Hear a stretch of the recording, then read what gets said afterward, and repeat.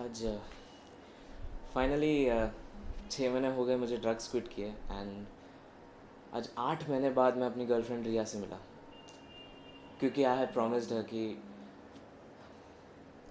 अंजू ताई, वो बर्तन का आवाज़ आ रहा है, वो रिकॉर्ड कर रहा हूँ ना मैं।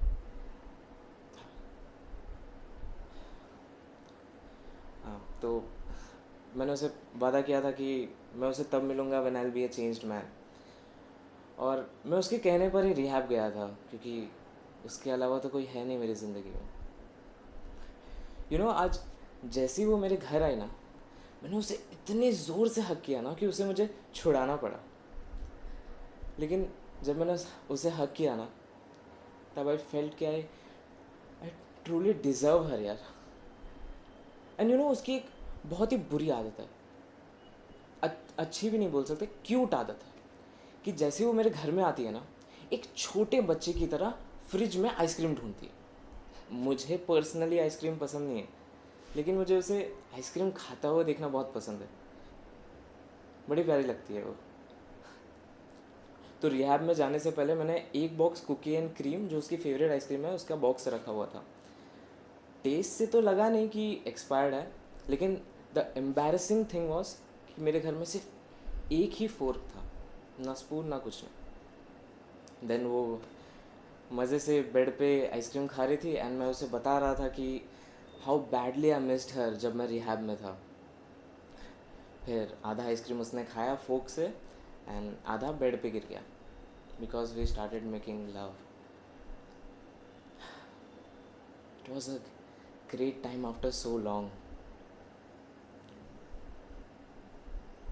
But something was off. After we made love, जब मैं उसे हक करने गया ना, तब शी मूव्ड अवे। मुझे थोड़ा अजीब लगा। मैंने उसे पूछा कि रिया, इज़ एवरीथिंग ऑल राइट? उसने कुछ कहा नहीं मुझे। मैंने फिर से उसे पूछा कि इज़ एवरीथिंग ऑल राइट, क्या मैंने कुछ गलत कर दिया? I am sorry. उसने मुझे कहा कि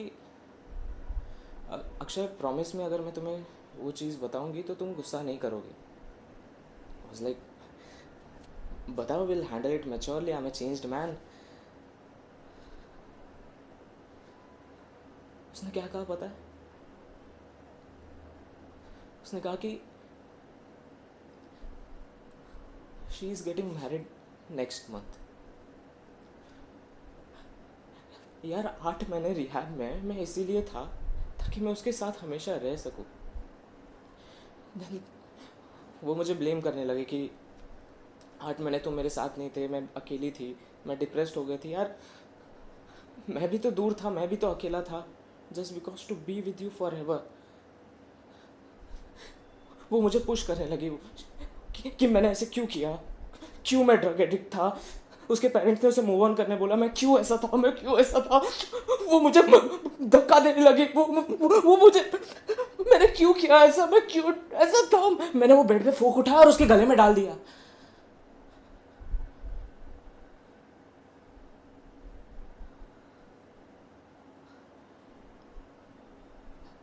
I felt her peace for the first time.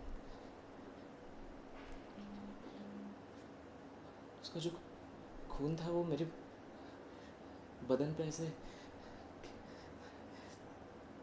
गिर रहा था। फिर फिर मैंने उसे हक किया। मैंने उसके कानों में कहा, I love you Riya, I love you so much.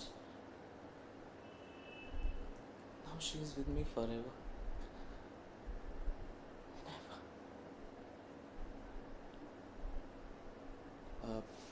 Anju भाई, आप यहीं पे हो? आप आपने कुछ सुना?